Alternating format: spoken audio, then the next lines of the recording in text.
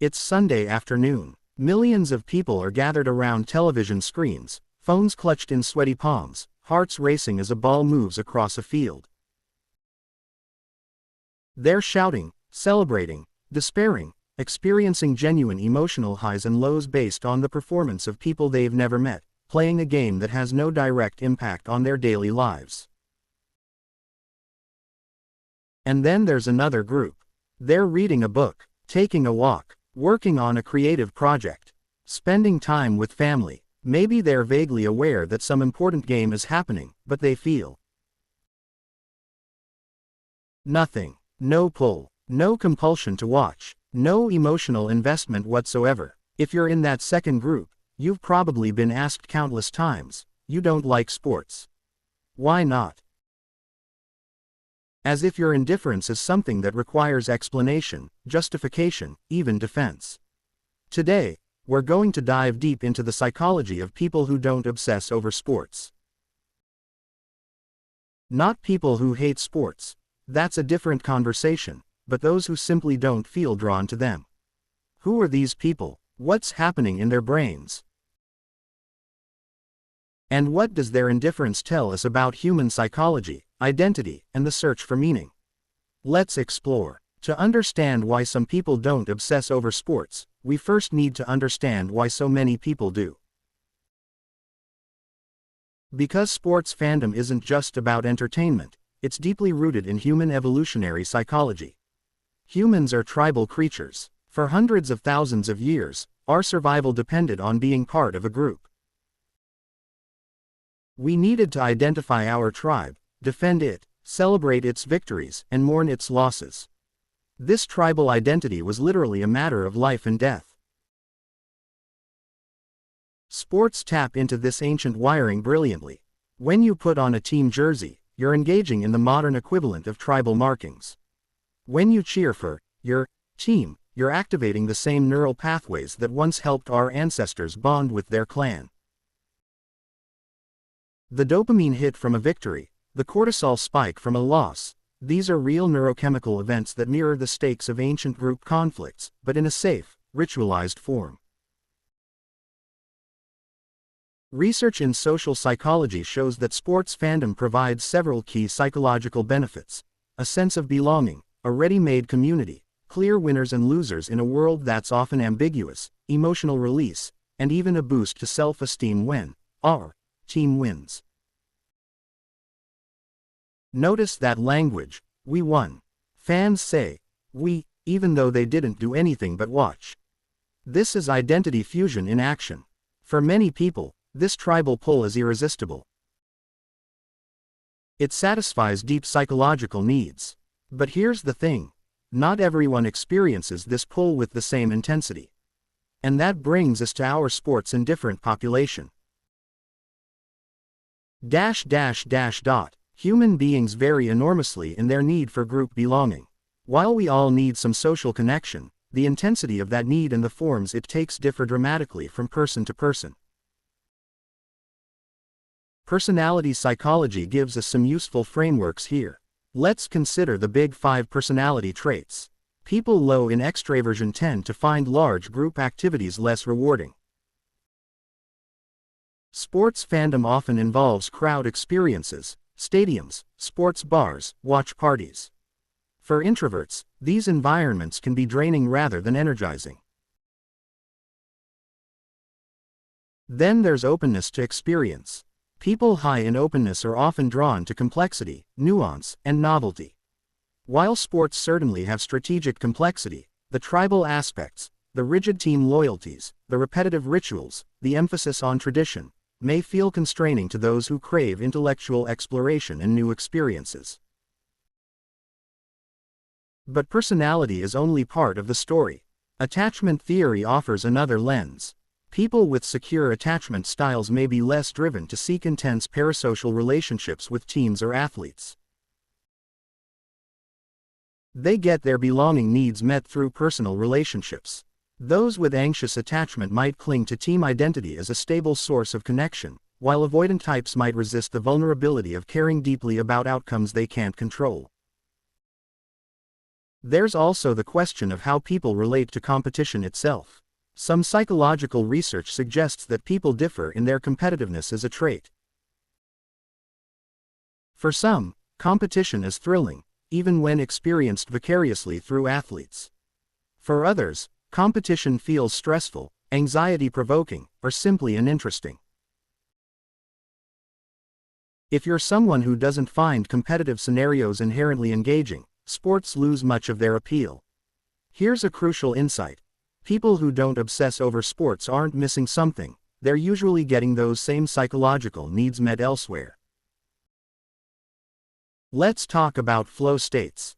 The psychologist Mihaly Csikszentmihalyi described flow as the optimal experience, complete absorption in an activity that challenges your skills. Sports fans often experience flow vicariously through watching.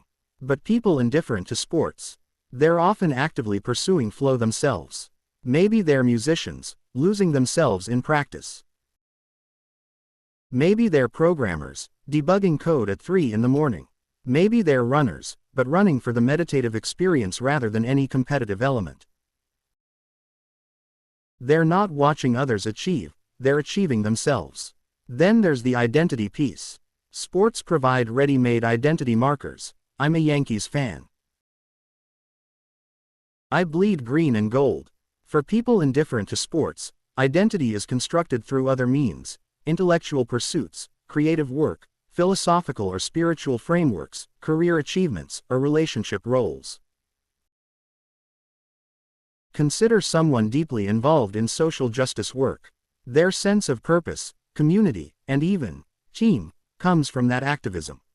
Or think about someone passionate about environmental conservation. They have causes to champion, victories to celebrate, setbacks to mourn, all the emotional rhythms that sports provide, but attached to something they perceive as more meaningful or aligned with their values. The academic research on self-determination theory is relevant here. It posits that humans need autonomy, competence, and relatedness. Sports fandom can provide all three, but so can countless other pursuits. People who don't gravitate toward sports have simply found other, more personally resonant ways to meet these needs. Let's explore something fascinating: tolerance for randomness and lack of control. Sports are fundamentally unpredictable. Yes, there's skill involved, but there's also luck, referee calls, injuries, weather, variables no fan can control. For some people, this unpredictability is part of the thrill.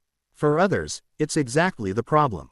Psychological research on locus of control shows that people differ in whether they believe outcomes are determined by their own actions or by external forces. Those with a strong internal locus of control believe they shape their destiny.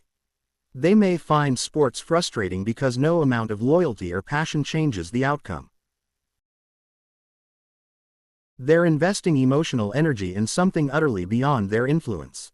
One person I know put it perfectly: I'd rather spend 3 hours learning something, creating something, or doing something than spend 3 hours watching other people do something. This reflects a preference for agency over spectatorship. There's also research on what's called need for cognitive closure. Some people are comfortable with ambiguity and uncertainty, while others prefer clarity and predictability. Interestingly, sports offer both: the structure of rules and seasons, but the chaos of unpredictable outcomes. People who want closure might prefer activities with more deterministic results. Those who enjoy ambiguity might find sports too structured and arbitrary. And let's not forget the time investment piece. A sports season requires sustained attention over months. Games take hours. If you're someone who values efficiency or who has a lot of competing interests, this time commitment for something with no tangible outcome might feel wasteful.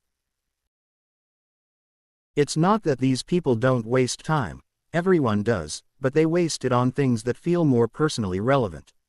Why do some people become sports fans and others don't? Often, the answer lies in childhood. Family culture plays an enormous role. If you grew up in a household where sports were central, where weekends revolved around games, where family bonding happened through shared fandom, you likely absorbed sports as a natural part of social life. But if your family didn't prioritize sports, you might never have developed that connection. There's also the peer influence during formative years. Middle school and high school are when many people solidify their relationship with sports.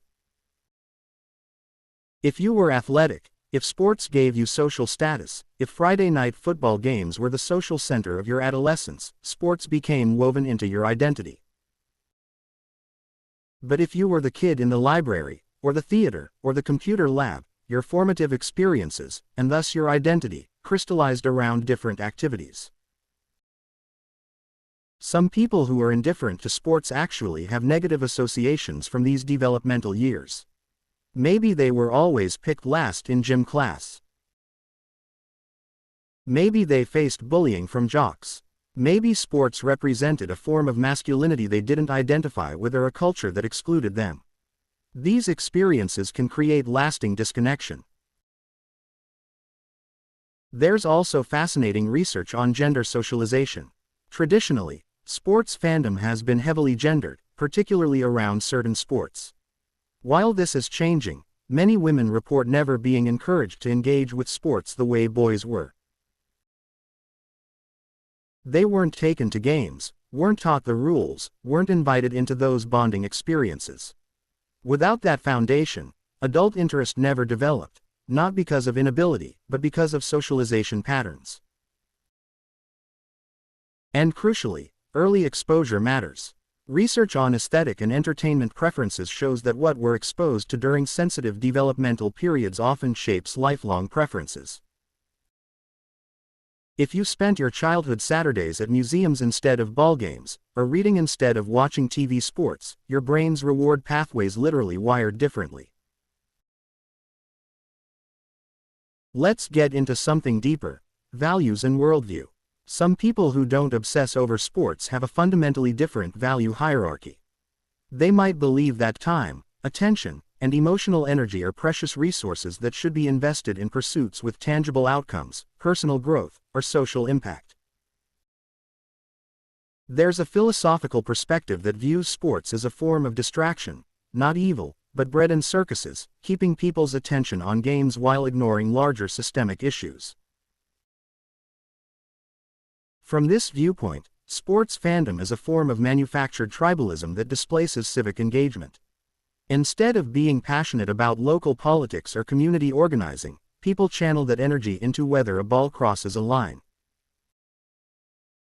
Now, this is a harsh view, and most people don't think in such stark terms.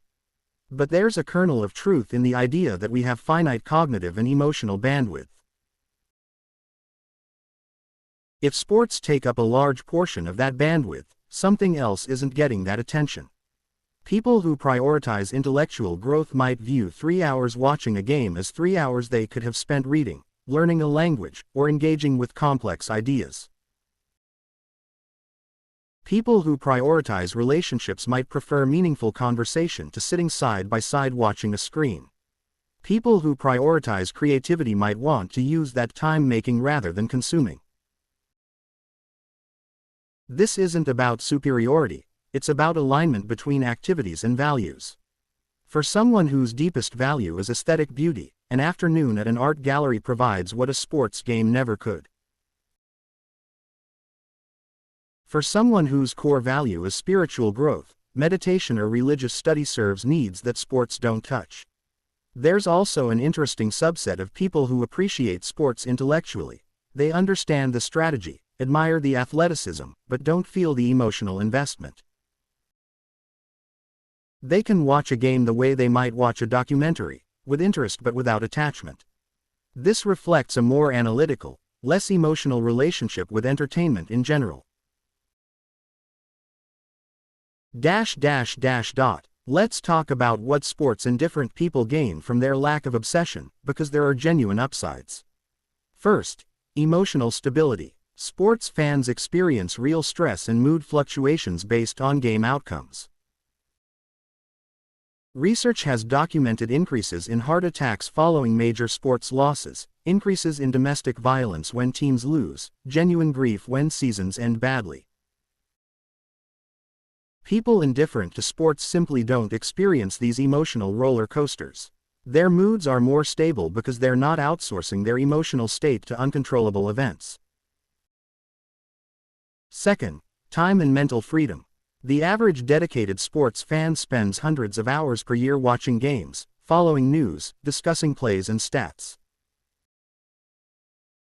That's time that could be spent on literally anything else. For people who don't feel that pull, those hours are available for other pursuits: learning, creating, connecting, or even just resting. Third, and this is subtle, there's a certain independence of identity. Sports fans' identities are partially constructed around their teams. When someone introduces themselves as a die-hard Patriots fan, that's a core part of who they are. People indifferent to sports must construct identity through more active means, through their choices, actions, creations, and values rather than through affiliation. Fourth, financial benefits. Sports fandom can be expensive: tickets, merchandise, cable packages. People not drawn to sports simply don't have this category of expense. But perhaps most importantly, sports-indifferent people often report feeling more connected to activities where they're participants rather than spectators. There's psychological research showing that active engagement produces more lasting satisfaction than passive consumption. If your leisure time is spent doing rather than watching, you may experience greater overall well-being.